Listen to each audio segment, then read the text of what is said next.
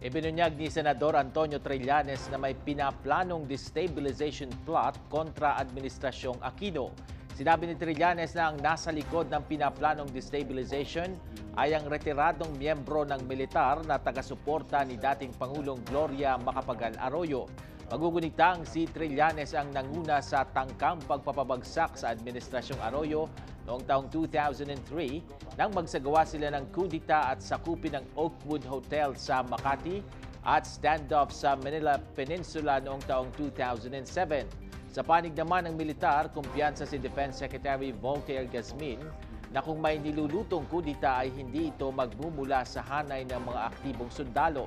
Ayon kay Gazmin, ito ay dahil kontento ang mga sundalo sa AFP modernization na ipinatutupad ng Administrasyong Aquino. Hinggil naman sa pahayag ni Trillanes na mga retiradong sundalo na kaalyado ng dating administrasyon ang nagbabalak na pabagsakin ng Administrasyong Aquino, tiwala si Gazmin na hindi magtatagumpay ang mga ito.